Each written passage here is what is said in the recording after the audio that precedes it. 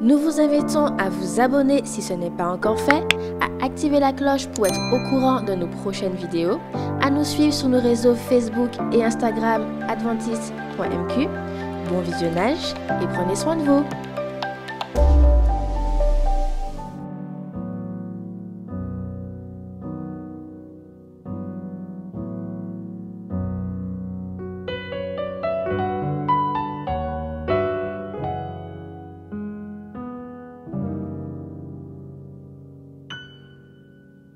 Moins jeune et moins qu'à grandir, moins qu'à apprendre de la vie, moins aimer choisir ça qui est bon pour moi. Les parents moins qui partis, éducation yo qui fini, moins que tout seul les pires. Moi les marchés et puis papa, moi trop jeune et moi trop faible pour marcher tout seul. Oh papa, camarade Gary, j'étais mais faux, moi chien beled, c'est l'homme en commandé.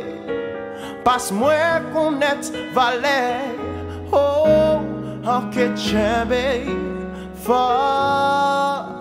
Parce que mène-moi au ciel pour toujours.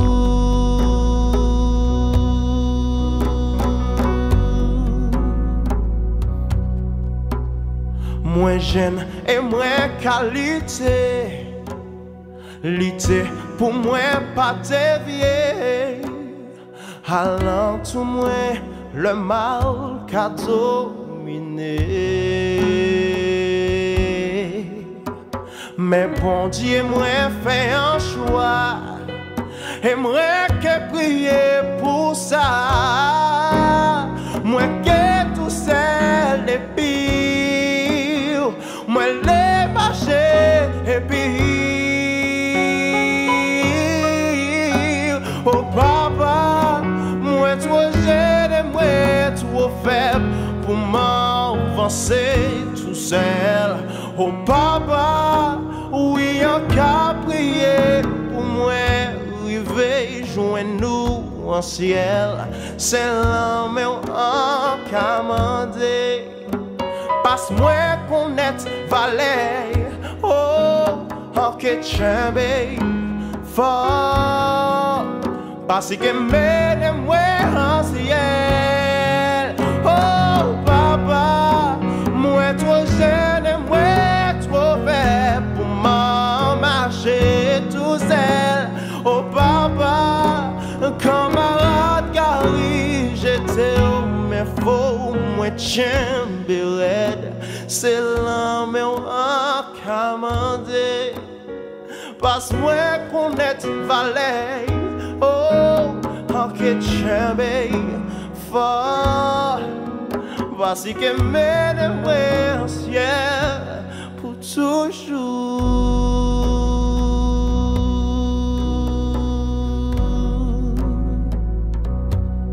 Yeah.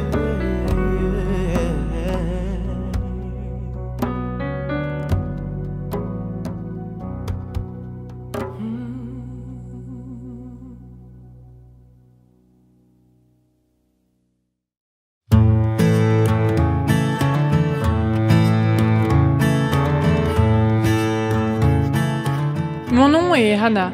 J'enseigne l'histoire aux 2e année du lycée et l'anglais aux seniors de l'Académie de la Mission de Palau. C'est vraiment une opportunité fantastique.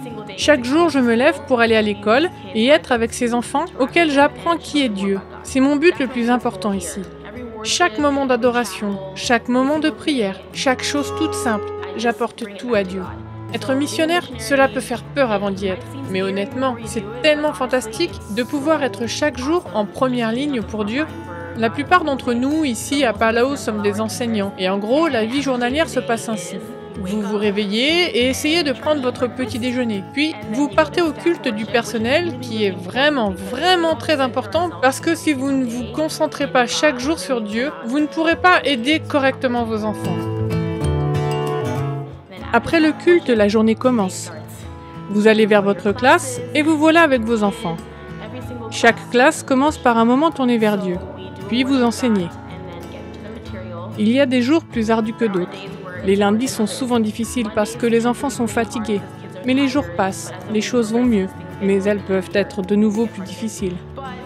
Jour après jour, vous entrez, vous enseignez, vous communiquez avec les enfants dans le hall, vous parlez avec eux, vous les prenez dans vos bras, vous leur tapez dans la main et vous vous cognez à eux.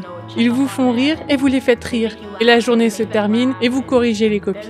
Vous le faites pratiquement toute la soirée. Vous passez du temps avec vos camarades et les autres missionnaires et ils entendent et comprennent ce que vous traversez. Et c'est vraiment cool parce que vous pouvez partager vos expériences avec eux. Puis, tout recommence à nouveau. Cela peut sembler ni épanouissant, ni enrichissant. Et pourtant, c'est la chose la plus enrichissante que j'ai faite dans toute ma vie. Avant de venir à Palau, je n'ai pas été formée pour enseigner. Je n'avais aucune idée de ce que je faisais en venant ici. Mais vous n'avez pas besoin d'être un ou une spécialiste en éducation ou avoir un titre de professeur. Cela pourrait aider, bien sûr, mais Dieu vous équipera. Quand vous répondez à son appel, il vous équipe. J'ai été capable de remplir ma tâche toute l'année dernière en enseignant les 3e et nous voilà en avril de cette année. Je ne sais pas ce qui va se passer maintenant, mais Dieu nous bénit. Si vous avez peur d'accomplir la tâche pour laquelle Dieu vous appelle, pensez que vous n'êtes pas tout seul. Il sera avec vous et vous aidera. Il n'y a pas de quoi s'inquiéter. Faites-lui seulement confiance et il s'occupera de tout. Il vous faut absolument devenir missionnaire. Il y a tant d'endroits qui ont besoin de vous. La mission de Guam Micronésie est l'un d'entre eux. Je suis à Palau, mon île favorite et mon peuple favori. Mais où que Dieu choisisse de vous envoyer, devenez missionnaire. Chaque année, des écoles comme l'Académie de Palau comptent largement sur des volontaires tels que Anna pour enseigner aux futures générations de responsables. Beaucoup de volontaires viennent de très loin et d'avoir un lieu de vie confortable crée une grande différence. En ce moment, les volontaires vivent à 20 minutes de l'école. Ils prennent le bus chaque matin et chaque soir. Les nouveaux logements qui seront bâtis sur le campus augmenteront la productivité du personnel, mais plus important encore, les enseignants auront plus de temps à passer avec les étudiants. Une partie des offrandes du 13e sabbat de ce trimestre aidera à construire des logements pour l'équipe qui travaille à l'Académie de la mission de Palau. Merci de soutenir l'éducation adventiste sur cette île du Pacifique en apportant vos offrandes. Et merci pour votre généreuse contribution au profit des missions.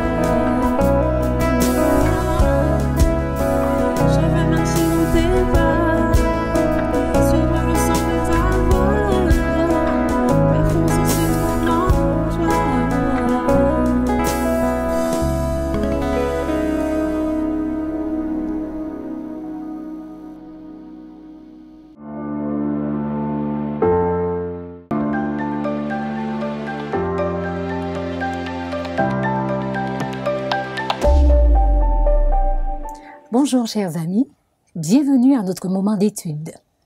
C'est avec plaisir que je vous retrouve pour cette dernière thématique sur le repos en Christ. Alors tout au long du trimestre, nous avons analysé plusieurs aspects du repos, ce repos que seul Christ est capable de nous donner. Aujourd'hui, nous parlerons de l'ultime repos. Quand on entend l'ultime repos, on se projette dans quelque chose de sublime, merveilleux, que nous allons sûrement expérimenter. Qu'en est-il? Pour en débattre, je suis accompagnée de pasteur Hilary Lucéa, qui est le responsable du département des ministères personnels et de l'école du sabbat au sein de la Fédération adventiste Martinique, de pasteur Éric Delbois, qui est le responsable des églises du Sud, alors les églises de Sainte-Luce, Ofra et Gilgal, l'église du Diamant, l'église de Rivière-Salée et celle de Petite-Anse. Bienvenue à vous. Merci.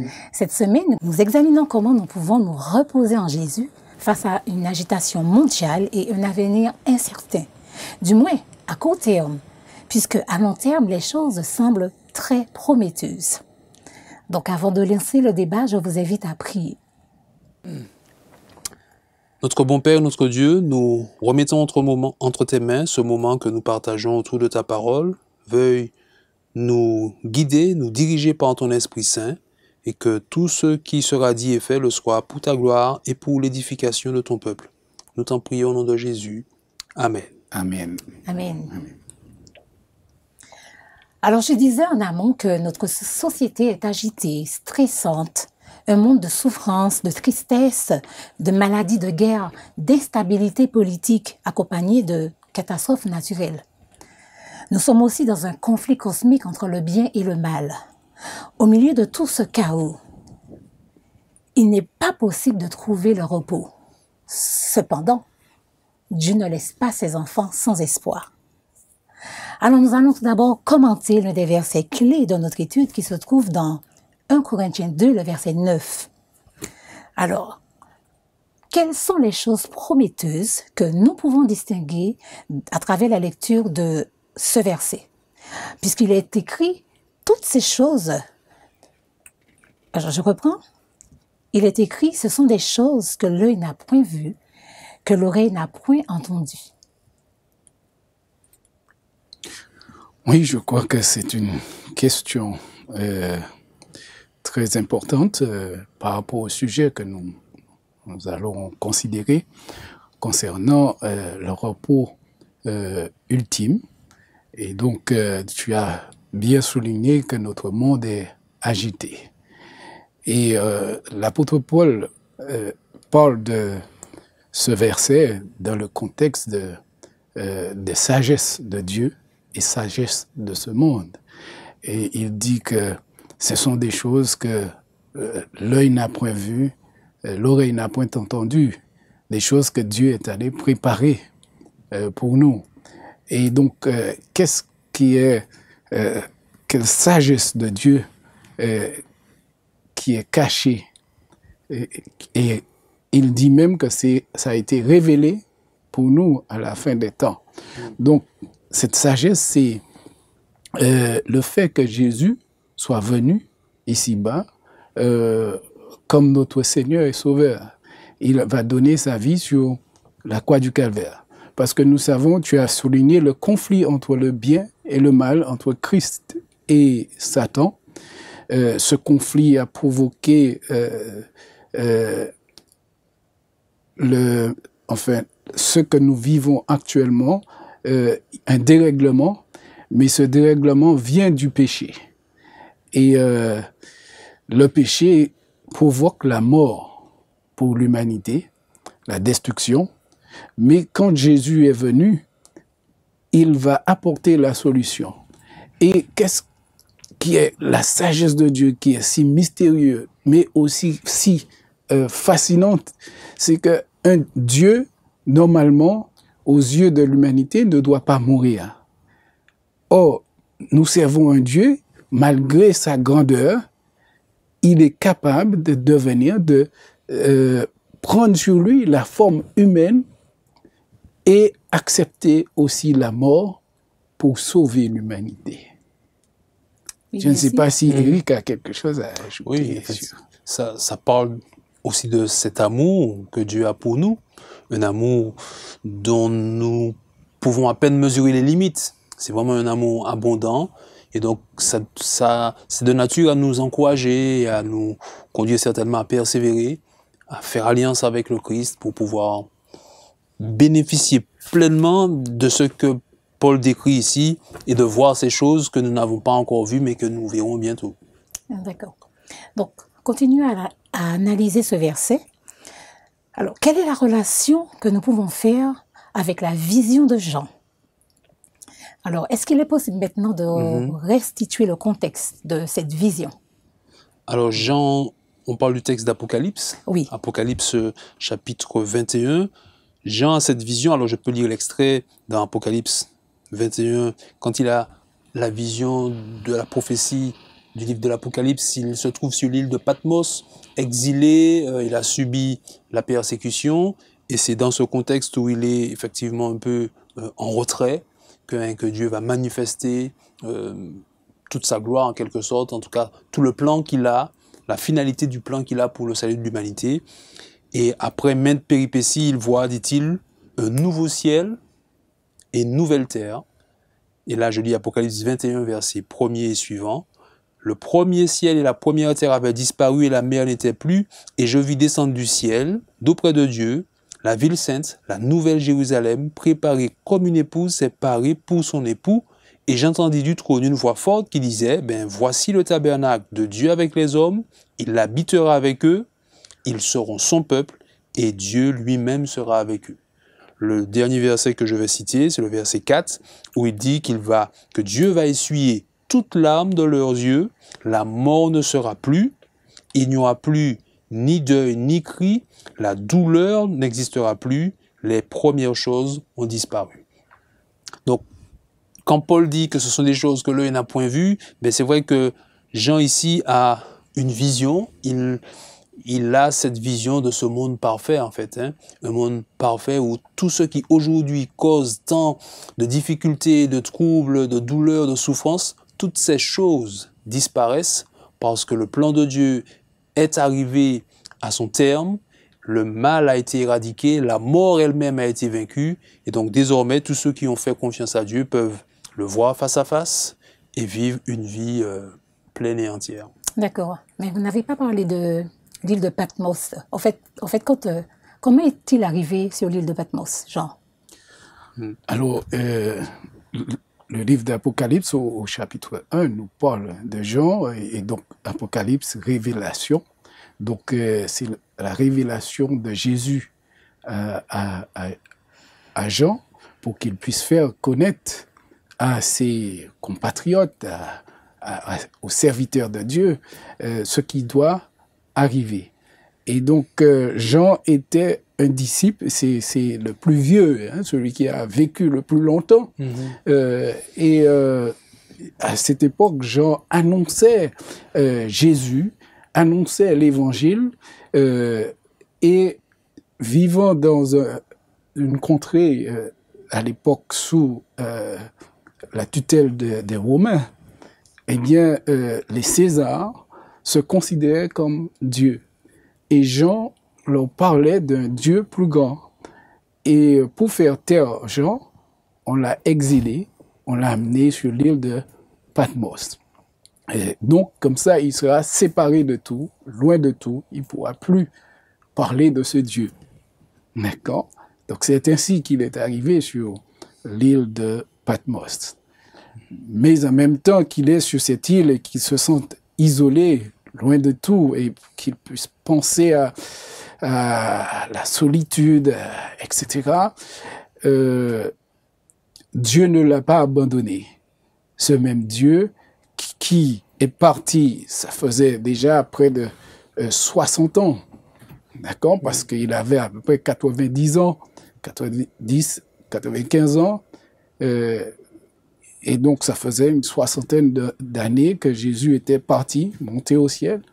Mais Jésus va apparaître à ce vieillard et pour lui dire, pour lui rassurer qu'il est le même Dieu hier, aujourd'hui et éternellement. Celui qui était vivant, qui était mort, mais qui est revenu à la vie. Et donc, quand Jean va le voir dans cette vision, Jean voit des choses extraordinaires. Il voit ses cheveux comme de la neige, les yeux comme des flammes de feu. Il avait une robe blanche, une ceinture d'or, les jambes comme de l'airain poli, etc. C'est comme du feu. Donc, un personnage mystique, mais grandiose. Et il dit son visage était comme le soleil. Et face à cela, il est tombé comme mort. Mais ce même personnage va le toucher et lui dire « Je suis le vivant, j'ai la clé du séjour des morts et de la mort. Oui. N'aie pas peur. » Alors, par rapport à cette vision de Jean, comment le fait de savoir que Dieu connaît l'avenir peut nous réconforter maintenant? Alors, je parle par rapport à l'agitation du monde, ainsi que toutes les détresses que nous voyons, que nous rencontrons actuellement. Je prends l'exemple comme la pandémie actuelle. Non, en fait, effectivement, celui qui a foi en Dieu, il peut effectivement faire l'expérience de la paix du cœur. Parce que Dieu n'est pas surpris par les événements. L'actualité ne le surprend pas, et puis voilà, il est affairé à savoir comment on va gérer la crise. Dieu a un temps d'avance sur nous, et quand je dis un temps, c'est un euphémisme. Oui, Dieu connaît la fin avant le commencement. Donc, la prophétie qu'il a donnée dans la Bible permet à ceux qui font confiance à Dieu, à la parole, à la prophétie, de garder le calme même quand le monde s'agite. Parce que il maîtrise les temps, il maîtrise les circonstances, son plan avance, et c'est son plan qui triomphera. Donc, le mieux pour nous, pour celui qui fait confiance à Dieu, c'est voilà, de rester confiant, de surtout se concentrer sur Dieu et sur son œuvre.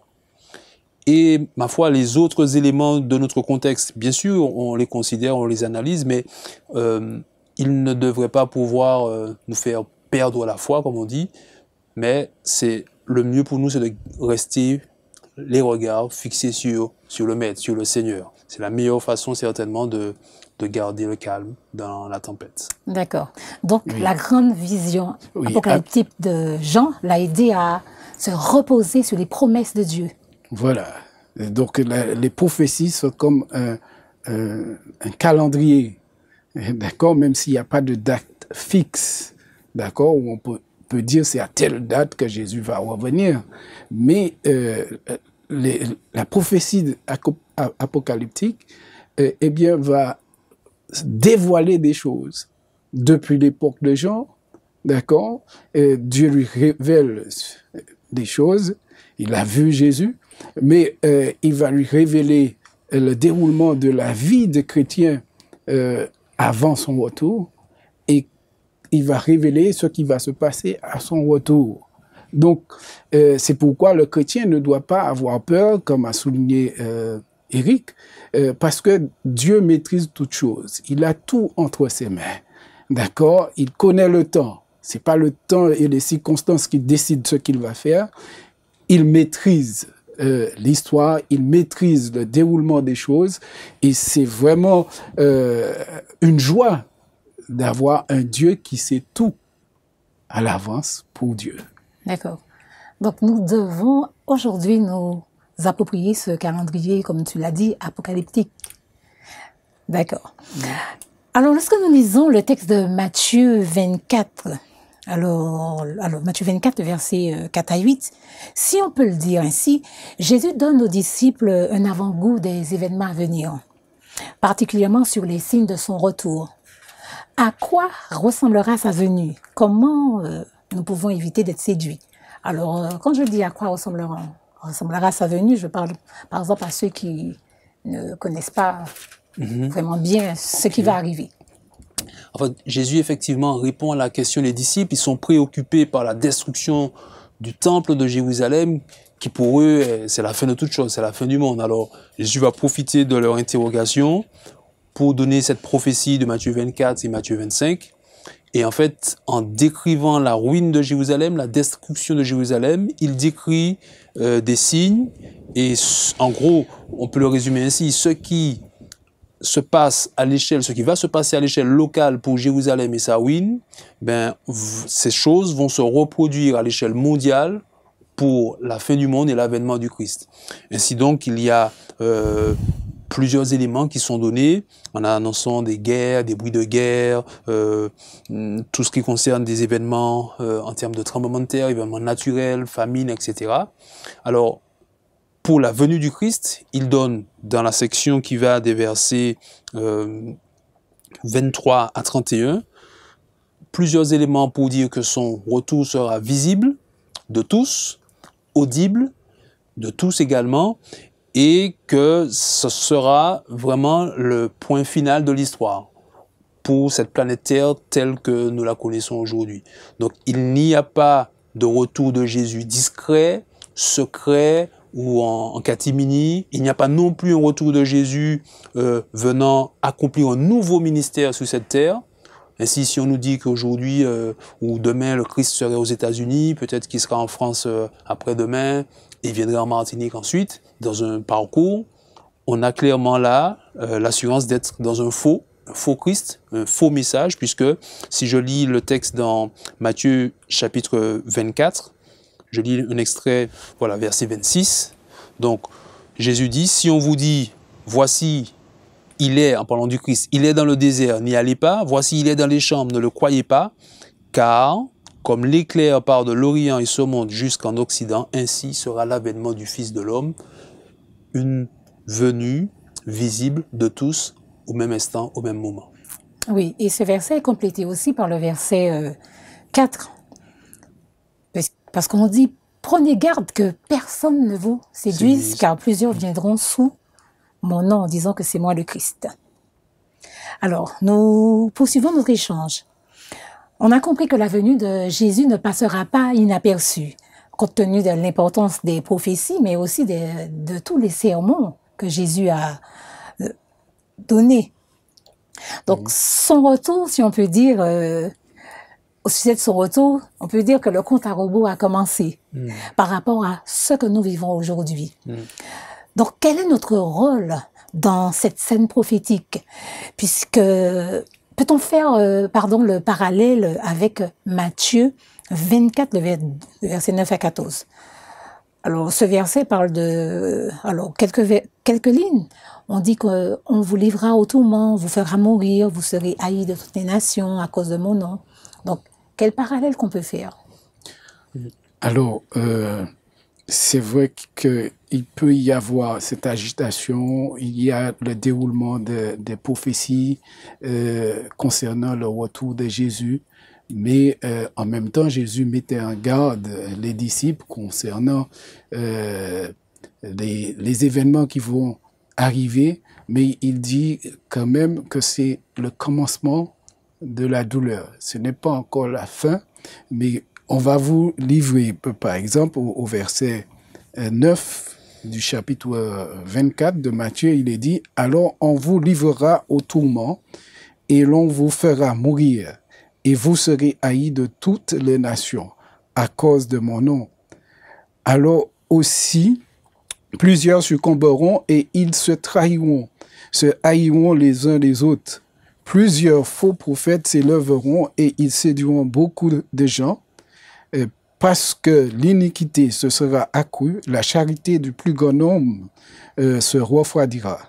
Mais celui qui persévérera jusqu'à la fin sera sauvé. Cette bonne nouvelle du royaume sera prêchée dans le monde entier pour servir de témoignage à toutes les nations, alors viendra la fin. Donc, il ne faut pas se précipiter sur la fin, parce que Jésus nous dit qu'il y a des événements qui doivent se produire avant la fin. Mais en tant que disciples, nous ne pouvons pas rester les bras croisés en attendant ce retour. Il nous confie une mission. Lorsqu'il est dit cette bonne nouvelle du royaume sera prêchée au monde entier pour servir de témoignage, nous avons dans Matthieu chapitre 28, à partir du verset 18, où il dit « Tout pouvoir m'a été donné dans le ciel et sur la terre.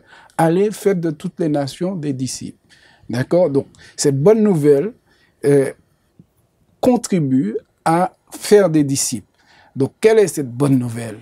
Cette bonne nouvelle, c'est la venue de Jésus, qui est mort sur la croix du Calvaire, qui a payé le prix pour nos péchés, parce que le péché, nous dit l'apôtre Paul dans Romains chapitre 6, verset 23, le péché nous conduit à la mort.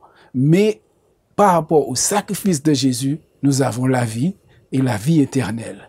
D'accord? Donc, tout est déjà prêt, bien clair pour nous aider à comprendre que les choses ne se font pas par hasard. Il y a un Dieu au contrôle et ce Dieu voudrait que tous nous puissions collaborer avec lui. D'accord? Il pouvait tout accomplir sans nous, mais c'est un Dieu qui aime que les autres, les créatures, participent avec lui au bonheur, à sa joie, à sa gloire. Donc, il nous invite à collaborer avec lui dans la proclamation de cette bonne nouvelle. D'accord. Donc, tu dis que tout est déjà ficelé. Donc, que signifie persévérer jusqu'à la fin? Et comment accomplissons-nous cela? La persévérance, c'est la constance dans la foi, dans l'engagement avec Dieu. L'appel est lancé à persévérer parce que les événements de la fin, à cause de leur caractère particulièrement difficile, pourraient décourager, pourraient conduire à l'abandon. Mais voilà, Jésus avertit en disant oui, il faut de la constance, il faut de la persévérance, et cela se manifeste tout simplement dans le fait de ne pas se décourager face aux difficultés, face aux situations imprévues peut-être que nous pouvons confronter dans ce contexte de la fin, et cela nous conduit finalement à rester toujours engagés dans la mission de la proclamation de l'Évangile, la bonne nouvelle du salut en Jésus, le retour imminent du Seigneur, tout ça, tout ce qui va en fait nous motiver et motiver ceux qui nous entourent à continuer la marche vers le salut. Donc, oui, tu veux ajouter quelque chose? Oui, en fait, j'appuie ce que dit pasteur Delbois. Donc, dans la persévérance, nous avons aussi la patience. D'accord? Et c'est vrai que beaucoup, même les moqueurs de ceux qui croient encore, ceux qui se moquent de ceux qui croient encore du retour de Jésus, disent depuis le jour qu'il a promis de venir. Mais ils ignorent que le temps que ça prend, c'est un temps de grâce qui leur sont accordés pour qu'ils puissent intégrer le royaume de Dieu, pour qu'ils puissent faire partie de la famille de Dieu, parce que Dieu ne souhaite pas qu'aucun périsse. Ce que Dieu veut, c'est que tous les hommes soient sauvés. Et donc, à cause de la nature des événements, cela peut arriver vraiment que nous puissions perdre la foi. Mais Jésus lui-même nous dit que ce ne sera pas comme sur des roulettes. Il va falloir tenir bon. Alors, si je rebondis sur ce que tu dis, c'est vraiment bien de connaître cette vision prophétique. Donc, que nous reste-t-il à faire? Si on analyse Apocalypse 14, pourquoi le message d'Apocalypse 14 est-il si urgent? Alors, donc, dans la vision que Dieu va donner à Jean dès le départ, il montre qu'il est au contrôle parce qu'il marche au milieu des chandeliers. Et les chandeliers représentent l'Église. Il tient les étoiles entre ses mains. Les étoiles représentent les messagers pour ces églises. Mais Jésus marche au milieu des chandeliers, ce qui voudrait dire qu'il marche au milieu de son peuple. Et il a annoncé, parce que quand on continue à lire Apocalypse, il a annoncé des épreuves dont le peuple de Dieu doit traverser, mais en même temps qu'ils doivent traverser cette épreuve, ils ne doivent pas oublier leur mission. Or, dans Apocalypse chapitre 14, à partir du verset 6 jusqu'au verset 13, c'est la mission de l'Église qui est soulignée ici. Parce que il reprend un peu la mission donnée à Matthieu chapitre 28 pour annoncer la bonne nouvelle. Eh bien, dans Apocalypse chapitre 14, à partir du verset 6 à 12, il nous est dit ici, « Je vis un autre ange qui volait par le milieu du ciel, ayant l'évangile éternel pour l'annoncer aux habitants de la terre, à toute nation, à toute tribu, et à toute langue, et à tout peuple.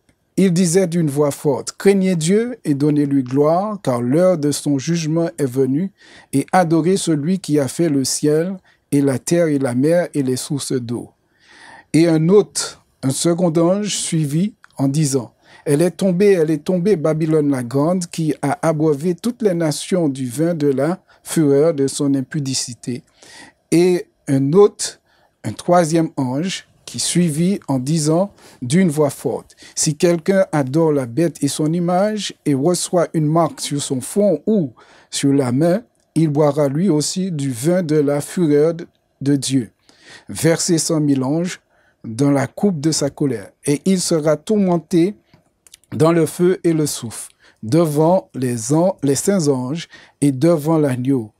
Et la fumée de leur tourment monte au siècle des siècles. Et ils n'ont de repos ni jour ni nuit, ceux qui adorent la bête et son image, et quiconque reçoit la marque de son nom. » Et verset 12 dit, « C'est ici la persévérance des saints qui gardent les commandements de Dieu et la foi de Jésus. » Donc ici, Apocalypse 14 nous rappelle que nous avons une mission. Et nous rappelle certaines choses, que nous devons annoncer la bonne nouvelle, mais aussi annoncer qu'il y a le jugement. D'accord? Bien sûr qu'il il y a toute cette agitation dans le monde, mais un jour, Dieu appelle tous les hommes au jugement. Et donc, c'est notre devoir d'avertir le monde, d'accord? Leur dire qu'il y a le jugement, mais avant le jugement, il y a l'évangile éternel, la bonne nouvelle de la mort de Jésus sur la croix, qui est la rançon pour nos péchés. Et si nous voulons échapper à la destruction et au feu qui est mentionné, les temps de feu mentionnés dans l'Apocalypse, eh bien, il nous faut nous tourner vers Jésus, accepter Jésus, car dans Romains 8, verset 1, il est dit « Il n'y a plus de condamnation pour ceux qui sont en Jésus ». Donc, si nous voulons vraiment nous mettre à l'abri, il nous faut nous tourner vers Jésus et que nous puissions avoir le repos du cœur. Venons-en à cette notion de repos, toujours dans Apocalypse 14, le verset 11. Le manque de repos pour ceux qui adorent la bête et son image. Est-ce qu'on peut clarifier ce verset? Oui, effectivement, le troisième message annonce que ceux qui accepteront la marque de la bête seront privés de repos. Mais précisément, bon, il y a certainement de larges débats qu'on pourrait avoir sur l'interprétation du passage, mais Jésus lui-même s'est présenté comme celui qui donne le repos. « Venez à moi et je vous donnerai du repos pour vos âmes. » Donc, dans cette expression de repos, il y a bien sûr cette paix du cœur qu'on trouve dès maintenant, mais il y a aussi cette idée d'un salut éternel, d'une lutte qui sera enfin terminée pour notre vie et notre survie, parce que Dieu a pourvu à cela. Donc, Dieu offre le repos, mais il respecte aussi le libre arbitre des uns et des autres. Ceux qui refusent ce repos, ben, précisément, ils seront privés de repos. Et du repos du salut, mais celui-ci, mais aussi cette paix que nous pouvons vivre, même dans la difficulté, dans le trouble du monde, dans l'agitation du monde, ben, ceux qui ne peuvent et qui refusent de se tourner en Dieu, ben, vivront une agitation perpétuelle. Et bien au-delà, quand il s'agira du salut, de prendre possession de l'héritage éternel, ben, leur place ne sera pas trouvée parmi les élus. Donc c'est une vision, je dirais, à court et à long terme que le Seigneur propose ici, mais dans le respect du libre arbitre de chacun. Ce sont ceux-là qui ont refusé ce repos, puisqu'ils n'en veulent pas, ben, Dieu accepte de ne pas leur donner, tout simplement. Oui. Alors, analysons une autre De ne pas leur imposer, je veux dire. J'ai dit donner, mais il ne va pas imposer son repos à ceux qui refusent, tout simplement. Oui. Tu voulais dire quelque chose, pasteur? Non, ça... D'accord. Alors, analysons une autre facette du mot repos. Alors, on dit repose en paix. Il y a peut-être une ironie dans cette notion de repose en paix, car vous savez, souvent quand on meurt, on entend les gens dire, ou même sur la pierre tombale, hein, c'est marqué... RIP. C'est ça. Voilà, qu'elle repose en paix. Alors, qu'est-ce qui se passe en fait? Ces personnes reposent-elles en paix ou, selon certaines personnes, elles sont au ciel en train de nous regarder, faire tout ce qu'il y a à faire ici-bas? Donc, comment Jésus décrit-il justement la mort? Donc, le repos, il ne faut pas confondre le repos de l'âme que Dieu, le repos du cœur que Dieu nous donne. En réalité, c'est un repos spirituel. Bien sûr qu'il y a le sabbat que Dieu a donné qui est un repos physique, d'accord, mais par-dessus tout, ce que Dieu veut pour nous, c'est un repos spirituel. Et donc, ce repos spirituel, pour l'avoir, il faut avoir été réconcilié avec Dieu, faire la paix avec Dieu. Une fois qu'on a cette paix avec Dieu, nos péchés, nous avons confessé nos péchés, pardonnés, eh bien, cela nous donne une paix que personne ne peut donner. D'accord? Seul Dieu peut donner cette paix. Maintenant, quand quelqu'un meurt, effectivement, la personne cesse d'agir, cesse d'être dans l'agitation. Donc, il y a un repos physique, la personne ne peut plus participer à quoi que ce soit. D'ailleurs, c'est ce que nous dit l'Ecclésiaste, dans l'Ecclésiaste chapitre 12, versets 5 et 6, il dit « Les vivants savent qu'ils mourent, mais les morts ne savent plus rien. Ils n'ont plus aucune part de ce qui se fait sur le soleil. » D'accord? Donc, ils vont se reposer. Ils seront tranquilles parce qu'il n'y a plus rien pour les perturber. Ils n'ont plus de connexion, plus de pensée, plus d'émotion, plus de sentiments. Tout périt. D'accord?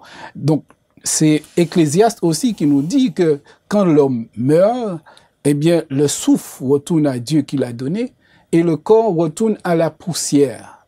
D'accord? Donc, il nous dit aussi que la haine de l'homme périt, son amour périt, donc il n'a plus de participation à ce qui se fait sous le soleil. Mais il va se reposer physiquement. Mais le repos vraiment que Dieu veut pour nous, c'est le repos spirituel et que aucun homme ne peut donner. Seule la relation avec Dieu, intime avec Dieu, comme notre Seigneur et Sauveur, peut nous donner le vrai repos. Oui, merci. Alors nous terminons notre discussion. Le temps passe très vite. Alors venons-en au texte de l'apôtre Paul dans Philippiens 4, le verset 4 à 6. Alors il dit « Réjouissez-vous toujours dans le Seigneur ». Qu'est-ce que Paul nous dit ici sur la manière du vrai repos? Une vraie paix, même au milieu de monde affairé et douloureux? Qu'est-ce qu'il nous apporte comme explication?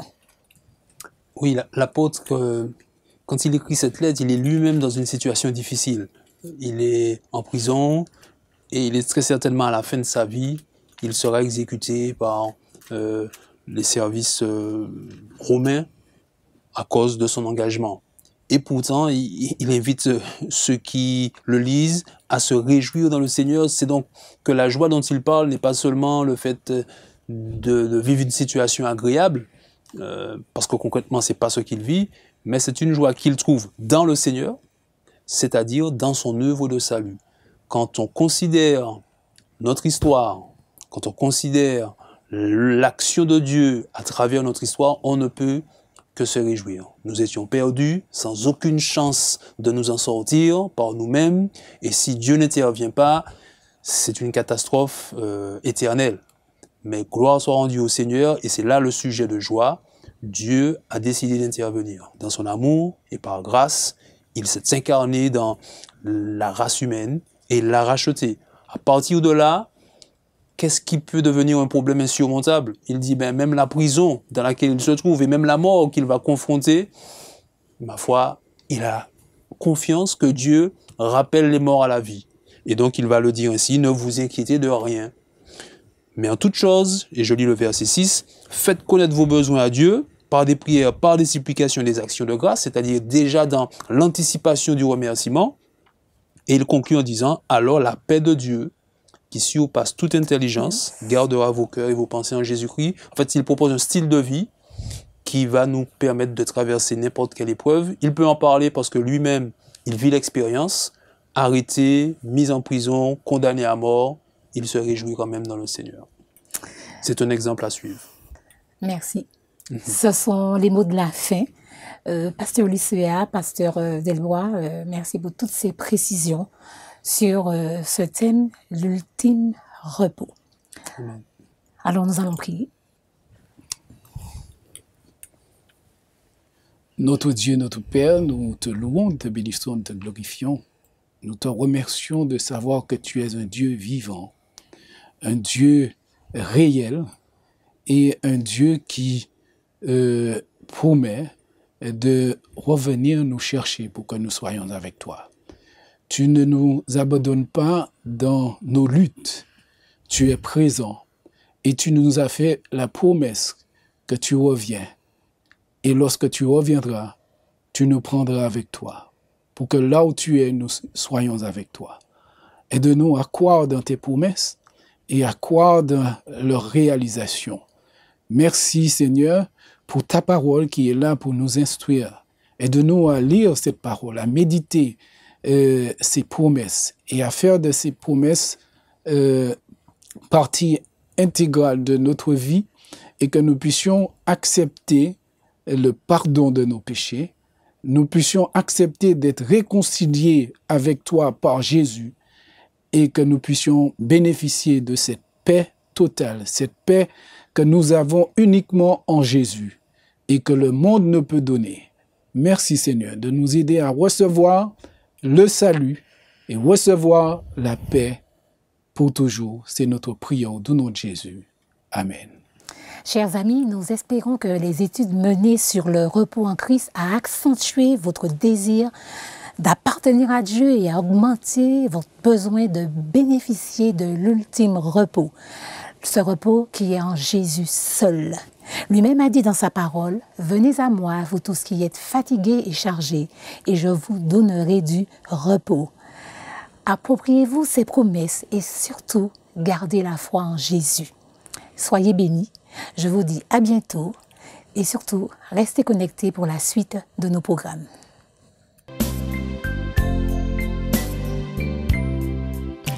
Comment le ciel fut créé, comment Dieu a fait ça.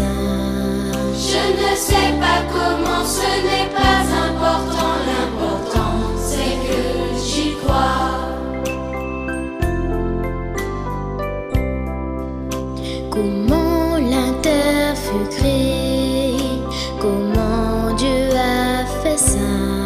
Je ne sais pas comment, ce n'est pas important, l'important c'est que j'y crois. Comment a-t-il pu faire les nuages, le vent? Je ne sais pas comment, ce n'est pas important, c'est un Dieu, Dieu tout-puissant.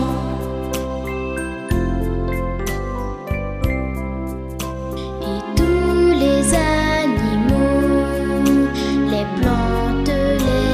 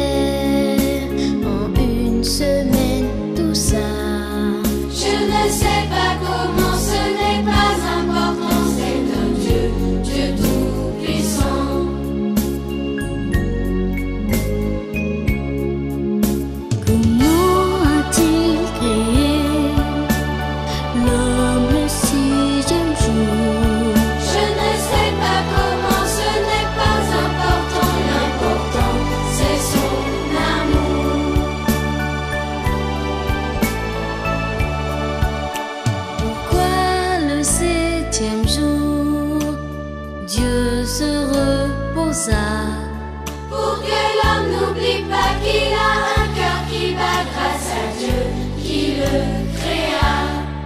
Pour que l'homme n'oublie pas qu'il a un cœur qui bat grâce à Dieu qui le créa. Grâce à Dieu qui le créa.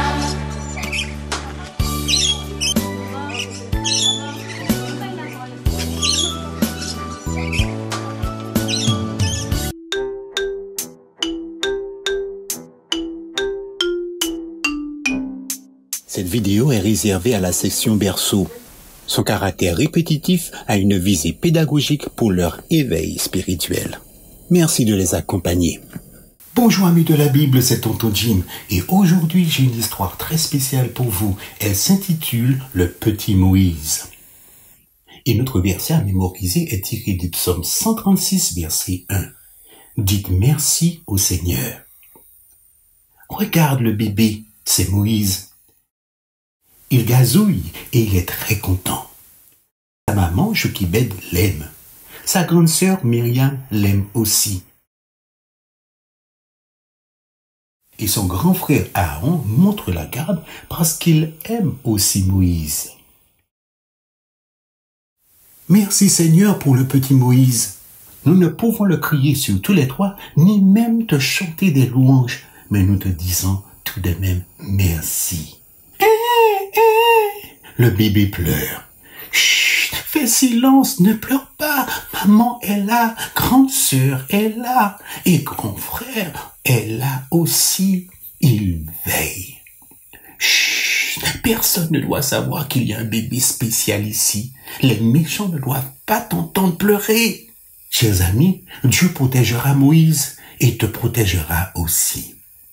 Moïse grandit. Sa mère ne peut plus le cacher dans la maison. Alors, elle fabrique un tout nouveau berceau pour lui. Un berceau spécial, une corbeille qui flottera sur l'eau. Elle sera la cachette de Moïse. Chut, dit le grand frère, la corbeille est un secret. Chut, dit la grande sœur. Nous ne le dirons à personne. La corbeille est sur l'eau. Elle danse sur l'eau et dans la corbeille, le petit Moïse. Maman Jochebed ne peut plus rester surveiller son bébé. Mais Myriam surveille la corbeille du petit Moïse. Elle n'est pas toute seule. Les anges de Dieu le surveillent aussi. Merci mon Dieu de veiller sur le petit Moïse. Merci de veiller aussi sur nous. Cache-toi Myriam, cache-toi. Quelqu'un arrive. Chut, tais-toi bébé. La princesse s'approche du fleuve. Mon Dieu, protège le petit Moïse, s'il te plaît. Merci pour tes anges qui veillent sur lui, qu'ils veillent aussi sur nous. Regardez, le petit bébé hébreu, dit la princesse. Il a peur, il pleure. Ne pleure pas, mon petit chéri. Pendant ce temps, regarde Myriam, elle court vers la princesse. J'appellerai une femme chez les Hébreux pour prendre soin du bébé princesse. Oui, s'il te plaît, va vite en chercher une. C'est bien gentil de ta part, répond la princesse. Regarde. Moïse sourit. La princesse donne Moïse à sa maman. Prends bien soin de lui, dit-elle. Dieu a envoyé ses anges pour prendre bien soin du petit Moïse. Et maintenant, il est heureux avec sa maman. Remercions Dieu parce qu'il prend bien soin de nous en chantant notre verset à mémoriser. Dites merci au Seigneur, dites merci au Seigneur, dites merci au Seigneur, dites merci au Seigneur. Prions. Tendre Père Céleste, je te remercie d'avoir pris soin du petit Moïse. Je t'aime, Seigneur. Tu prends aussi bien soin de moi. Je te louerai toujours au nom de Jésus. Rappelle-toi, Dieu est toujours avec toi. Alors tu peux toujours le louer avec un cœur reconnaissant. Au revoir.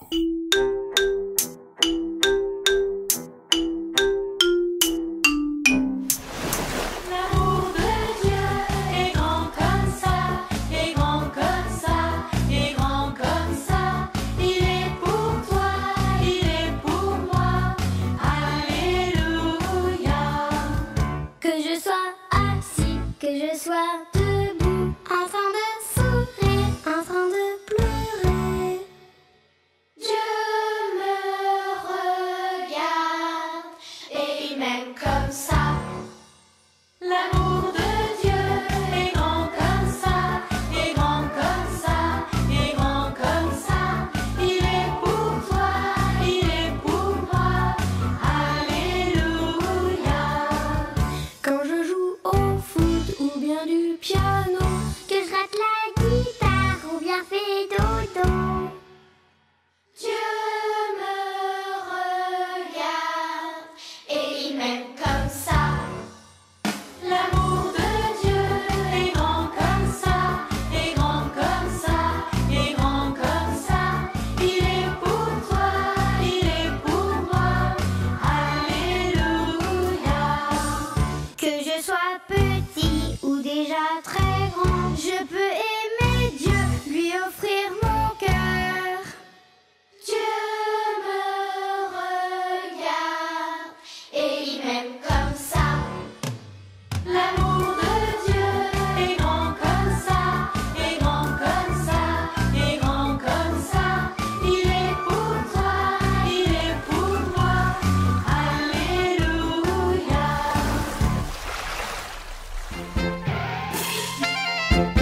Chers enfants, bonjour, c'est Lorena ici et je viens vous raconter la dernière histoire de ce trimestre qui s'appelle Les 10 commandements de Dieu. Notre verset à mémoriser dit comme ça: nous ferons tout ce que le Seigneur a dit. Et il se trouve dans l'Exode 19, 8. Aujourd'hui, nous remercions Dieu de nous donner ces 10 commandements. Existe-t-il des règles chez toi?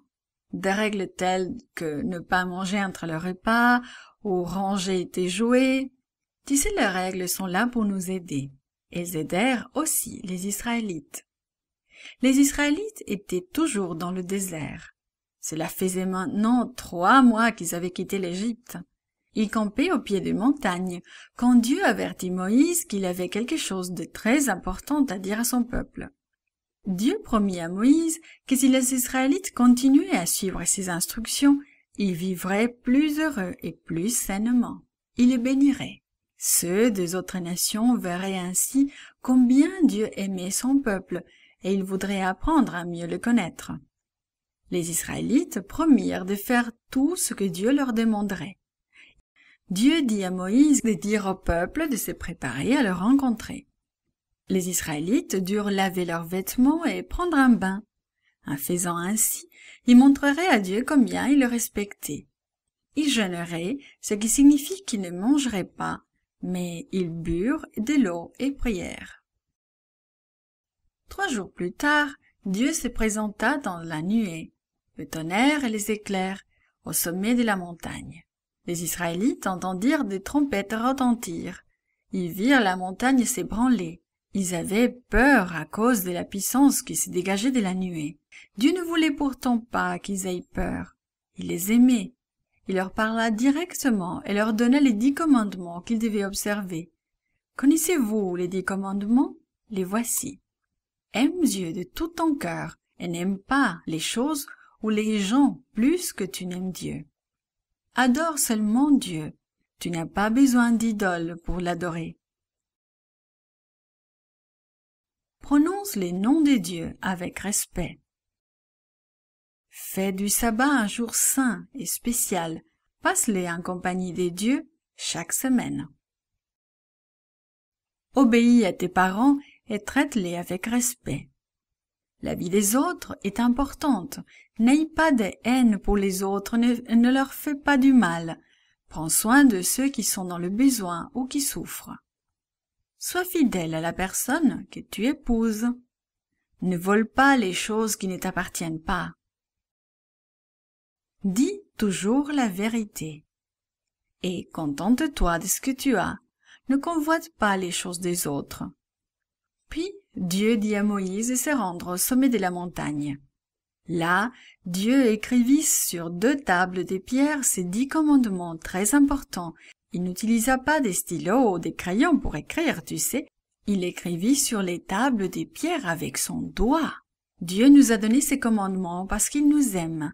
Il promet que si nous y obéissons, nous serons toujours heureux. Lorsque nous obéissons à Dieu et que nous vivons selon ce qu'il nous demande, nous l'adorons. Il nous aidera à lui obéir. Souvenons-nous de le remercier, de nous montrer comment vivre heureux.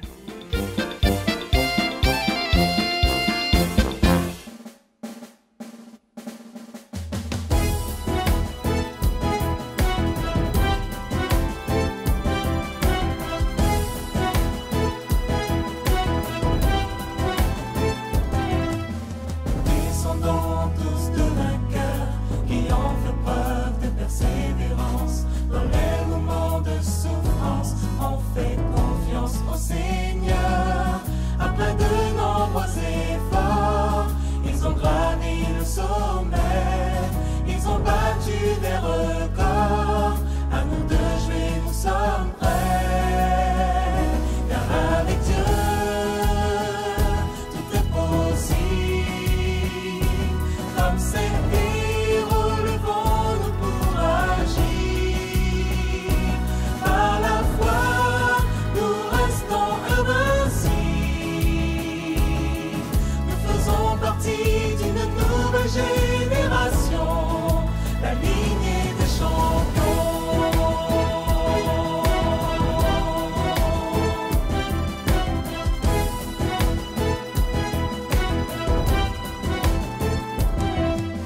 Nous voulons prendre ce flambeau, tout comme les héros de la foi, relever des défis comme Jésus a vaincu la croix. Les yeux fixés vers le ciel, servant de tout notre cœur, et Dieu nous sera fidèle. Travaillons avec ardeur, car avec Dieu, tout est possible. Comme ces héros, levons-nous pour agir. Par la foi, nous restons invincibles. Nous faisons partie d'une nouvelle génération, la lignée des champions. Car avec Dieu, tout est possible. Comme ces héros, levons-nous pour agir. Par la foi, nous restons invincibles. Nous faisons partie d'une nouvelle génération, la lignée des champions.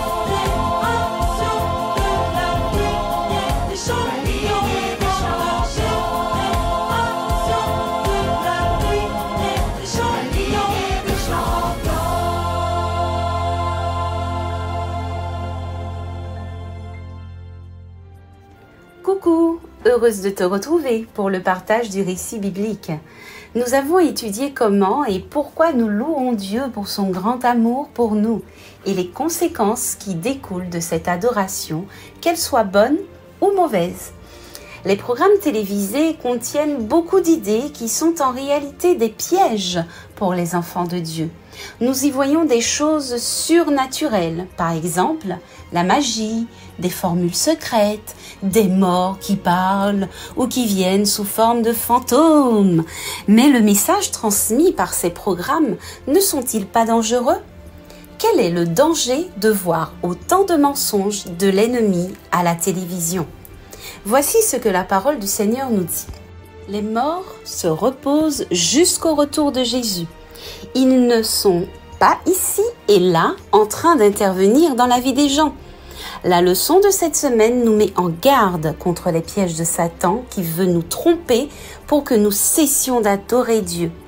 Répétons ensemble notre verset à mémoriser. Les vivants, en effet, savent qu'ils mourront, mais les morts ne savent rien. Et pour eux, il n'y a plus de salaire, puisque leur souvenir est oublié. Leur amour, leur haine, leur jalousie sont morts avec eux et ils ne participeront plus jamais à tout ce qui arrive ici-bas. Ecclésiaste 9, les versets 5 et 6. 3 hommes déguisés se dirigeaient de nuit vers Endor. Ils allaient voir une femme qui consultait les morts. La magicienne d'Endor croyait s'être cachée en lieu sûr et pourtant, ces hommes la trouvèrent sans difficulté. Lorsque la femme vit le plus grand d'entre eux qui semblait être un homme d'autorité, elle se rendit compte qu'il ne s'agissait pas de n'importe quel soldat. Qu'est-ce que vous voulez ? Je veux que tu fasses venir l'esprit de celui que je t'indiquerai. Vous ne savez pas que le roi Saül a expulsé du pays les magiciens, ceux qui évoquent les morts ? Pourquoi me mettez-vous dans une situation qui pourrait me coûter la vie ? Aussi vrai que le Seigneur est vivant, je t'assure qu'il ne t'arrivera rien de mal pour cela. Qui voulez-vous donc que je fasse venir ? Le prophète Samuel. Lorsque la femme vit l'esprit qui ressemblait au prophète Samuel, elle reconnut tout de suite le roi Saül. Oh ! Mais pourquoi m'as-tu trompé ? Tu es le roi Saül ? Ne crains rien. Dis-moi quel est l'aspect de l'esprit que tu vois. Alors, la magicienne décrivit en détail le prophète Samuel. Mais en réalité, c'était Satan qui avait envoyé cette image tellement semblable à celle du prophète Samuel lorsqu'il était en vie. En plus de ressembler à Samuel, l'esprit parlait aussi comme lui. Même ses gestes étaient semblables à ceux du prophète. Voici ce que l'esprit dit au roi Saül. « Pourquoi me déranges-tu » ? Parce que je suis très angoissé. Les Philistins m'attaquent et Dieu m'a abandonné. Il ne me répond plus ni par les prophètes, ni par les rêves. C'est pour cela que je t'ai appelé, parce que j'ai besoin que tu me dises ce que je dois faire. Et l'esprit répondit à Saül. « Pourquoi me demandes-tu cela si le Seigneur t'a abandonné et est devenu ton ennemi ? Dieu a fait pour toi ce qu'il t'avait annoncé à travers moi. Il t'a enlevé la royauté et l'a donnée à David. Le Seigneur a fait cela parce que tu n'as pas obéi à son ordre de détruire les Amalicites. De plus, il va te livrer ainsi qu'Israël aux mains des Philistins. Et demain, toi et tes enfants, vous serez avec moi. Le Seigneur fera tomber aussi le campement d'Israël entre les mains des Philistins. » Ces paroles blessèrent profondément le cœur de Saül. Sous le choc, il tomba à terre et se trouva sans force. Pour avoir consulté la magicienne d'Endor, Saül scella son destin. Au lieu de venir vers Dieu en s'humiliant et en se repentant, Saül décida de consulter Satan. Il s'éloigna ainsi complètement du Seigneur, la seule source de puissance et de sagesse. Vois-tu, il est important d'avoir confiance en Dieu, qui a les directives parfaites pour notre bonheur. Parfois, nous tombons dans la tentation et nous faisons le mal ou nous croyons bénéficier de certaines choses alors que les conséquences sont désastreuses. Mais lorsque nous louons Dieu, nous obéissons à ses directives.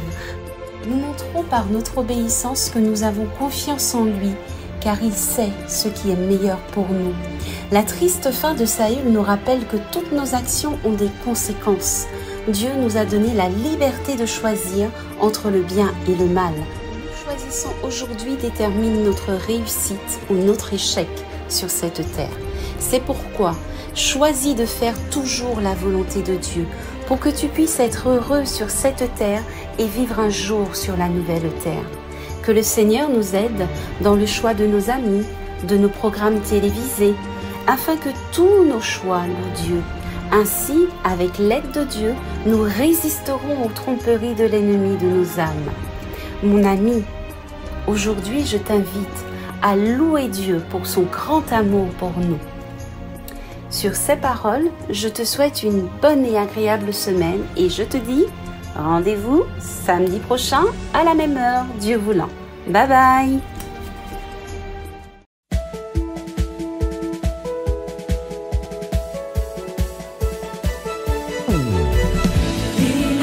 Campeones, linaje, campeones.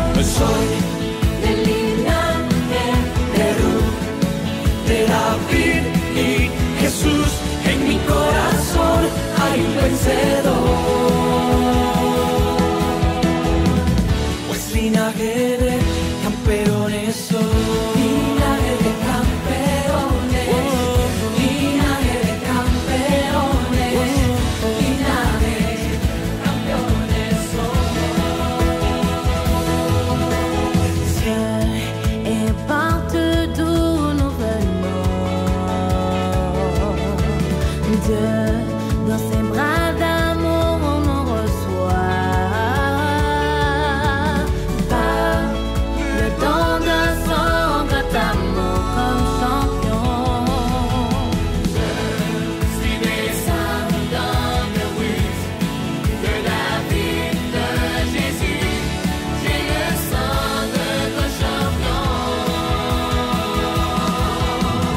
Je suis descendant de Ruth, de David, de Jésus. Dans mon cœur, il y a un champion. Je suis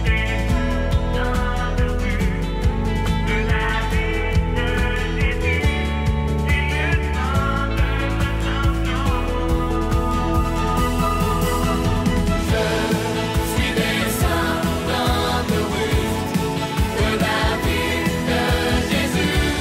Dans mon cœur, il y a un champion. Je suis descendant de Ruth, de David, de Jésus. J'ai le sang de nos champions. Nous sommes descendants de grands champions.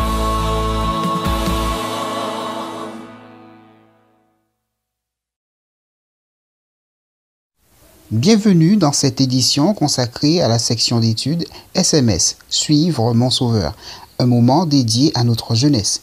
Nous vous souhaitons donc une bonne étude. Le titre de la leçon de cette semaine, la musique et le chrétien.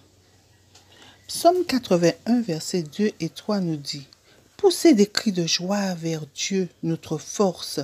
Acclamez le Dieu de Jacob. Entonnez la mélodie, faites résonner le tambourin, la lyre douce et le luth. Ellen White, dans Conseil à l'Église au chapitre 32 à la page 139, nous dit ceci: quand on n'en abuse pas, la musique est une grande bénédiction. Mais lorsqu'on en fait un mauvais usage, elle devient une terrible malédiction.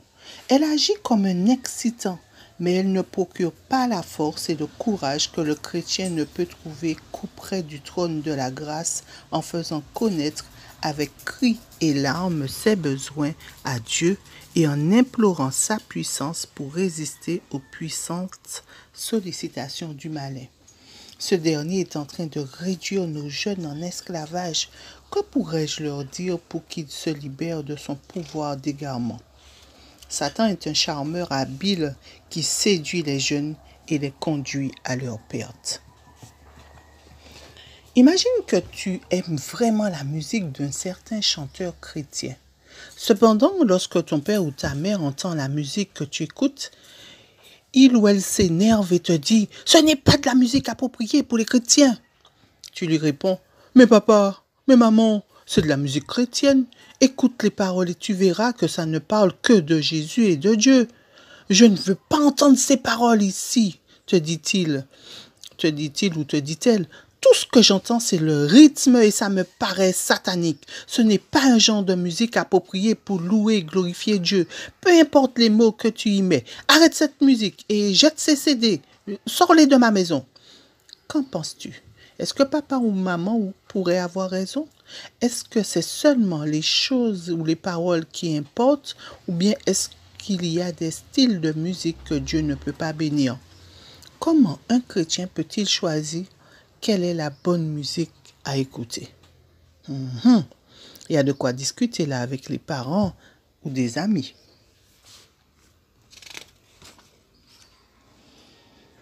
Pour la plupart d'entre nous, la musique représente une partie importante de la vie et que nous le croyions ou pas, elle a une influence sur nous. La musique peut nous remonter le moral et nous redonner le courage quand nous nous sentons abattus. Elle peut aussi nous déprimer et nous décourager. Elle joue directement sur nos émotions. La musique fait aussi partie de notre vie spirituelle. Nous ne pouvons garder la musique et la religion dans des compartiments séparés. Nous chantons pour rendre gloire à Dieu. Et nous pouvons aussi exprimer nos prières et nos souffrances par la musique. La musique fait partie du culte d'adoration. Elle crée souvent beaucoup de controverses parmi les chrétiens et essaie de décider quelle musique est appropriée pour louer Dieu. Et si la musique peut nous rapprocher de Dieu, elle peut aussi nous en éloigner. La musique qui encense le péché et l'égoïsme nous invite à accepter le système de valeurs du musicien et à voir le monde à sa façon. Comme toutes les autres formes de divertissement, la musique que nous écoutons peut avoir un impact sur notre vie spirituelle et doit être choisie avec soin. En conclusion, on pourrait dire que la musique est importante. Moi-même, j'aime beaucoup la musique. Dieu bénit la musique et nous encourage à l'utiliser et à l'apprécier. Mais nous devons être conscients qu'il se passe beaucoup de choses dans la culture de la musique populaire aujourd'hui. Et cela ne plaît pas à Dieu et ne peut être lié à une expérience chrétienne positive. En tant que chrétien en croissance et en tant qu'agent du royaume de Dieu, vous avez des choix judicieux à faire concernant la musique que vous écoutez. Assurez-vous que cela rapproche de Dieu et ne dresse aucune barrière entre Dieu et vous, ou entre vous et Dieu. Bonne étude, à la semaine prochaine.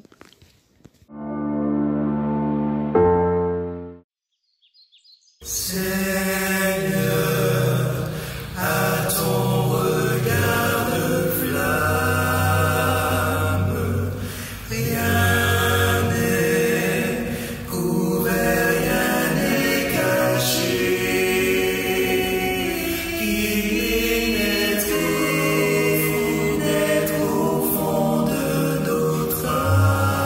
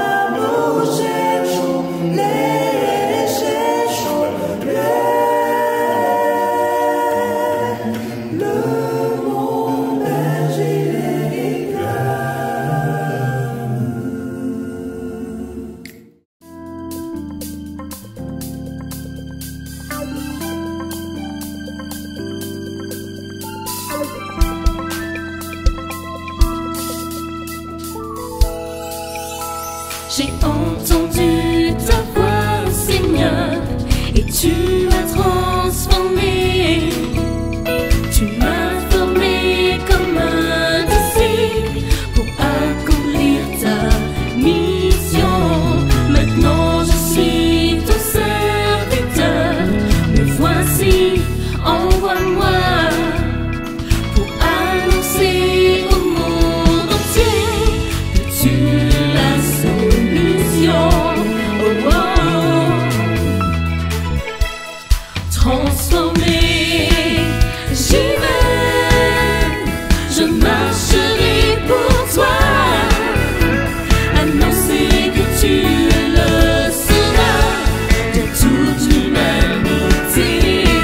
Transformé, j'y vais, je marcherai pour toi.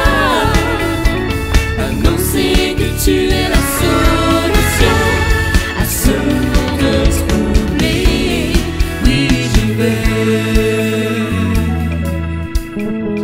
Le monde vit dans le désespoir, égaré et sans repère. Tu ne veux que personne périsse, mais que tout soit sauvé. Je réponds à ton appel, Seigneur. Me voici, envoie-moi pour annoncer cette bonne nouvelle que tu peux tout changer. Oh, oh.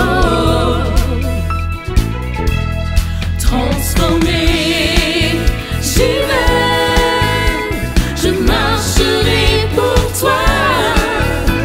Annoncer que tu es le sauveur de toute l'humanité. Transformé, j'y vais, je marcherai pour toi. Annoncer que tu es la solution à ce monde troublé. Oui, j'y vais. Annoncer que tu es notre espoir.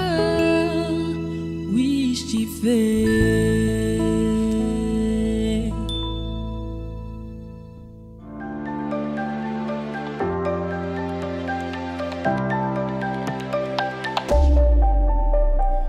Chers auditeurs, nous sommes très contents de vous retrouver autour de la parole du Seigneur. Nous espérons que vous faites preuve d'optimisme, que vous gardez espérance, espoir, malgré la difficulté de certaines situations. Si je vous dis vigilance, qu'est-ce que ce mot vous évoque-t-il? Nous l'entendons souvent, n'est-ce pas? Certaines campagnes de sensibilisation routière nous incitent à faire preuve de prudence sur les routes, d'éviter de conduire sous l'effet de l'alcool, de respecter les distances de sécurité sur la route. Nous sommes tenus de respecter le code de la route. Nous évitons par exemple, comme nous le disons communément de brûler le feu rouge. Nous respectons les limitations de vitesse. Nous vérifions que le contrôle technique de la voiture est OK. Car la prudence, la vigilance sont de mise. Le mot « vigilance » s'entend souvent lors des périodes de mauvais temps. La météorologie nous rappelle ces 4 niveaux de vigilance. La couleur verte qui indique qu'il n'y a pas de vigilance particulière. La couleur jaune signifie qu'il faut être attentif. La couleur orange nous indique qu'il faut être très vigilant. La couleur rouge représente le niveau de vigilance absolue. Il faut être très attentif lors de nos déplacements. Mais au fait, la vigilance, comment pourrions-nous la définir de manière plus concrète? Selon le Larousse, vigilance, en latin vigilantia, signifie habitude de veiller. C'est la surveillance soutenue et attentive. L'on dit par exemple redoubler de vigilance. Partant de ce principe, nous comprenons que la vigilance, c'est le contraire de la distraction, de la négligence. La vigilance est telle que dans certaines situations, dans certains contextes, elle peut être une affaire de vie ou de mort. Essayons d'imaginer un technicien dans un laboratoire P4, c'est-à-dire ces laboratoires dans lesquels l'on manipule les bactéries, les virus les plus dangereux de la planète. Imaginons un seul instant que l'un de ces techniciens s'amuse à manipuler ces fioles sans faire preuve de prudence, de vigilance. Supposons que l'une de ces fioles tombe par terre à cause d'une mauvaise manipulation. Eh bien, les conséquences pourraient être dévastatrices, non seulement pour le technicien, mais aussi pour la quasi-totalité de la Terre. Car le virus, selon sa nature, pourrait contaminer non seulement le technicien, mais éventuellement beaucoup plus de personnes. L'exemple du militaire, celui qui a pour mission de monter la garde pendant la nuit, est très significatif. Car s'il venait à baisser sa vigilance pour ensuite s'endormir, dans quelle situation pourrait se retrouver le campement militaire? La vie des autres soldats serait sérieusement menacée en cas d'attaque. Ce sont quelques exemples qui nous montrent l'importance de la vigilance, car il y va parfois de notre vie même. Dans les Saintes Écritures, c'est-à-dire la Bible, qui contient les merveilleuses paroles du Seigneur, nous trouvons cette parabole du Seigneur qui met l'accent sur la nécessité d'être vigilant. Notre péricope se trouve dans le livre de Luc, chapitre 12, versets 35 à 40. Luc, chapitre 12, versets 35 à 40. Nous lisons. « Mettez une ceinture à vos reins et que vos lampes soient allumées. Et vous, soyez semblables à des hommes qui attendent que leur maître revienne des noces, afin de lui ouvrir aussi aussitôt qu'il arrivera et frappera. Heureux ces serviteurs que le maître, à son arrivée, trouvera veillant. En vérité, je vous le dis, il se scindra, les fera mettre à table et s'approchera pour les servir. Qu'il arrive à la 2e ou à la 3e veille et les trouve ainsi. Heureux sont-ils. Sachez-le bien, si le maître de la maison savait à quelle heure le voleur doit venir, il veillerait et ne laisserait pas percer sa maison. Vous aussi, tenez-vous prêts, car le Fils de l'homme viendra à l'heure où vous n'y penserez pas.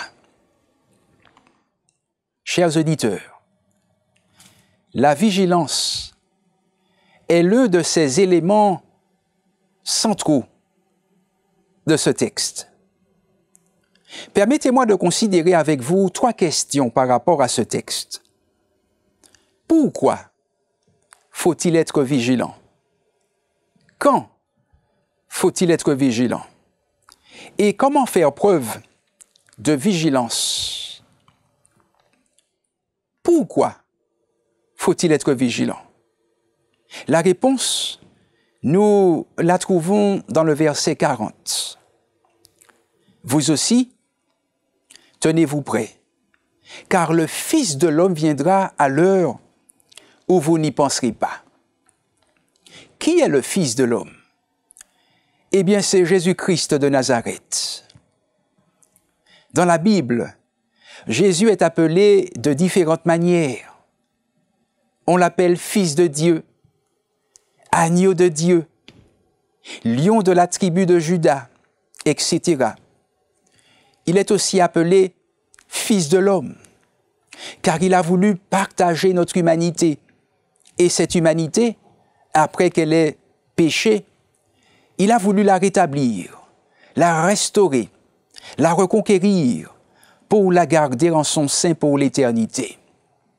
Quel merveilleux amour! Le Fils de l'homme, Jésus-Christ est venu une première fois. La Bible et les livres d'histoire l'attestent. Il s'en est allé au ciel. Mais avec certitude, la Bible nous annonce qu'il reviendra. Qu'il est bon de savoir que Jésus revient.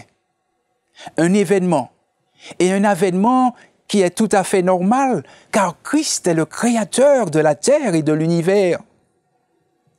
Il est vrai que le diable a tenté de jouer la carte de l'expropriation, c'est-à-dire qu'à cause du péché, la terre était pour ainsi dire tombée sous son autorité. Mais Jésus, le Créateur, a arraché sa propriété des mains de l'usurpateur. Non seulement sa création, mais aussi sa créature. L'humanité a de nouveau retrouvé la voie de l'éternité. Oui, tous ceux et celles qui acceptent Jésus dans leur cœur comme Seigneur et Sauveur personnel sont candidats pour l'éternité. Jésus reviendra. Jésus revient. Il l'a promis, n'en déplaise à certaines de ces sociétés secrètes qui se moquent de Dieu, s'imaginant pouvoir compromettre les plans de Dieu par toutes sortes de stratégies machiavéliques. L'état du monde semble parfois plaider en faveur d'un Dieu inexistant, d'un Dieu mort. Mais non, Dieu n'est pas mort. Il est éternel et personne ne peut s'opposer à ses projets. De nombreuses choses nous rendent perplexes. Beaucoup de questions se posent. L'une d'entre elles est « Où est Dieu ?» Alors que des pandémies font des ravages, alors que des décisions parfois diaboliques sont prises dans certaines sphères politiques, où est Dieu? Eh bien, Dieu n'agit pas toujours comme nous l'attendons, comme nous l'aurions espéré. Il permet parfois des choses qui semblent donner la victoire à l'ennemi. Cependant, même si nous ne comprenons pas toutes les actions de Dieu, continuons à lui faire confiance et rappelons-nous que le jour de la venue de Christ est aussi sûr que l'aurore. Vivons chaque jour avec cette espérance du retour du Seigneur Jésus, avec la certitude qu'il vient. Répondons maintenant à la seconde question. Quand faut-il être prêt? Dans sa parabole, le Christ parle au verset 37 du serviteur qui veille et non pas du serviteur qui a veillé ou celui qui va veiller, mais bien du serviteur veillant qui est en train de veiller car il n'a pas connaissance de l'heure à laquelle son maître viendra. Et Jésus de rajouter « Bénis ou heureux sont ceux qui veillent ». Chers auditeurs,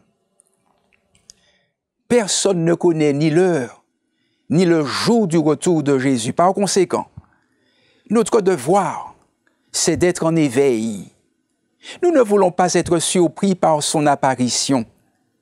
Il est monté au ciel, vers le Père, et a, en quelque sorte, fait valoir sa victoire acquise par sa mort et son sang à la croix du Calvaire. Par cette victoire, la race humaine a enfin retrouvé sa filiation d'avec la divinité. J'imagine qu'il ait eu fête dans le ciel lorsque Christ, le Fils de Dieu, présenta sa victoire immaculée au Père. Je n'ose même pas imaginer la joie que le Père a immanquablement ressentie à la vue de son Fils conquérant.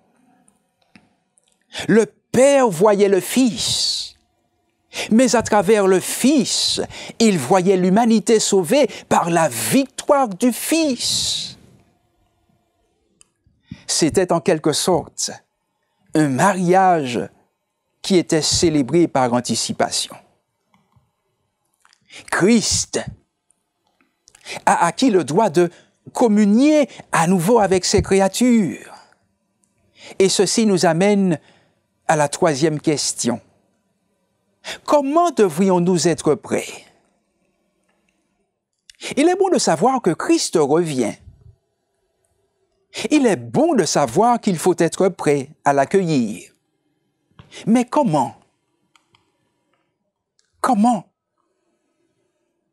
Dans la parabole, au verset 35, Jésus parle de ceindre nos reins, de mettre nos ceintures et d'avoir nos lampes allumées. Dans le livre des Éphésiens, chapitre 6, au verset 14, Éphésiens, chapitre 6, verset 14, l'apôtre Paul nous conseille d'avoir la vérité pour ceinture. Autrement dit, l'attente du Maître devrait se caractériser par une vie d'authenticité. Nos bouches et nos vies doivent prêcher la vérité, celle qui se trouve en Jésus. Oui, cette merveilleuse vérité que nous trouvons dans la parole du Seigneur. Comment pourrions-nous vivre constamment dans le mensonge? Le mensonge d'une vie qui a l'apparence de la piété, mais qui renie ce qui en fait la force.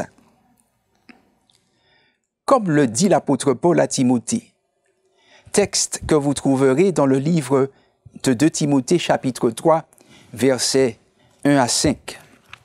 2 Timothée, chapitre 3, versets 1 à 5. Dans les derniers jours, il y aura des temps difficiles. Car les hommes seront égoïstes, amis de l'argent, vantards, orgueilleux, blasphémateurs, rebelles à leurs parents ingrats et impies, insensibles, implacables, calomniateurs, violents, cruels, ennemis du bien, traîtres emportés, aveuglés par l'orgueil, amis du plaisir plutôt que de Dieu. Ils auront l'apparence de la piété, mais renieront ce qui en fait la force. Oh, ils auront l'apparence de la piété, mais renieront ce qui en fait la force. Éloigne-toi de ces gens-là. Celui qui attend le Maître mènera une vie qui lui fera honneur, qui fera honneur à son Maître, à Jésus. Une vie authentiquement chrétienne, si j'ose dire. Celui ou ceux qui attendent le Maître ont leur lampe aussi allumée. Cette lampe qui symbolise la parole de Dieu dans le psaume 119, verset 105, est indispensable, indispensable. Une lampe, à l'époque du Christ, pouvait-elle fonctionner sans huile? Naturellement, non. La lampe est importante, mais l'huile, elle aussi, est nécessaire. Celui qui attend le Maître fait de l'étude de la parole de Dieu sa nourriture. Celui qui attend le Maître est habité par l'Esprit de Dieu. Et cela se verra dans sa manière de vivre. Cela se constatera dans l'équilibre de son caractère, dans sa sphère. Il va refléter Jésus-Christ. Dans une autre situation, Jésus ajoutera à la vigilance la nécessité de prier. Prier, comme disait un auteur, c'est la respiration de l'âme. C'est aussi cet exercice qui nous garde connectés à Dieu. La parabole parle aussi de la possibilité que le Maître puisse arriver à la 2e ou à la 3e veille, c'est-à-dire respectivement entre 9 heures du soir et minuit, et entre minuit et 3 heures du matin. Ce sont des heures tardives, pas vrai? Ces heures durant lesquelles nous sommes censés dormir. Par conséquent, veiller à ce moment-là peut sembler pénible. Et de manière plus symbolique, ces heures peuvent aussi représenter une période de difficulté, d'épreuve. Mais si nous savons prier pendant les heures les plus sombres, les heures les plus difficiles, nous expérimenterons de grandes victoires, celles que nous avons besoin de remporter. Comme le maître de la parabole, Jésus pourrait donner l'impression de trop tarder. Il semble donner l'impression de prendre du temps à revenir.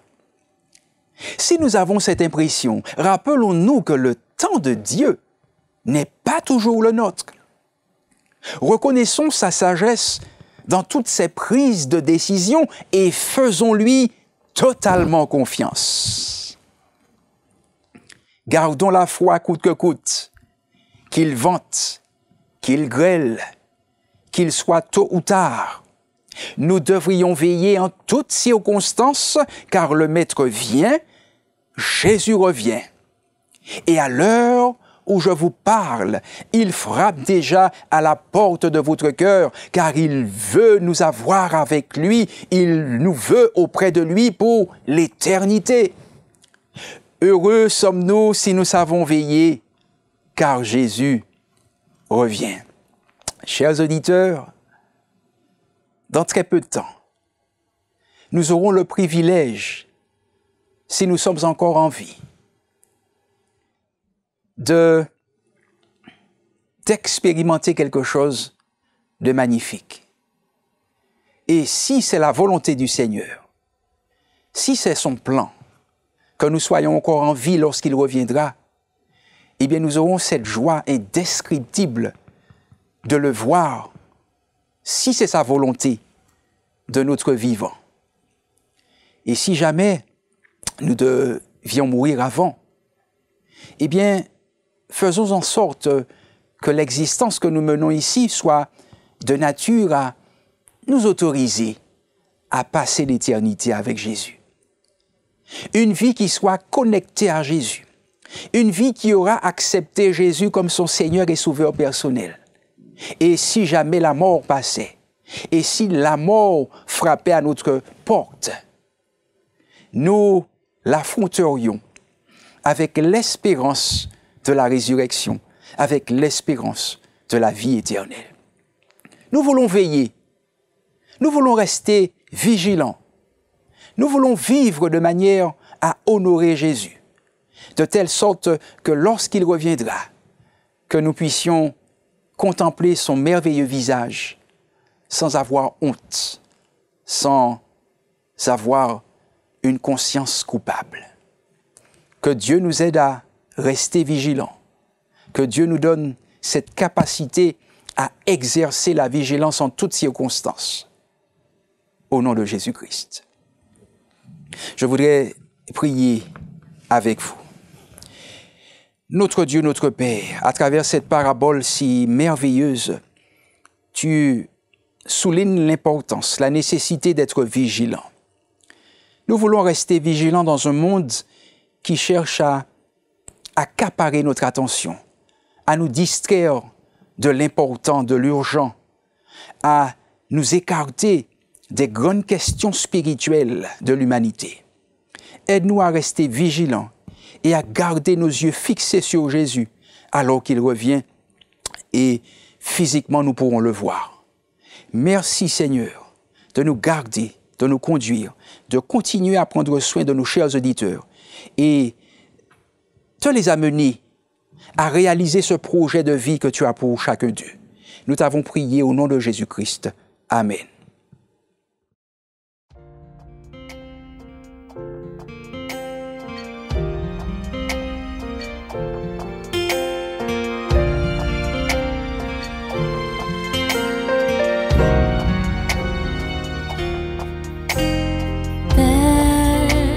Me voici à tes pieds. Les mots sont bien trop faibles pour décrire ta bonté. Et pourtant, ton amour je veux raconter. Je ne peux plus me taire, Seigneur, je veux te louer. Et je saurai, toucher, je guérirai. Ton amour me bouleverse, ton amour me transperce. Parle et je saurai, toucher, je guérirai. Ton amour me bouleverse, ton amour me transperce.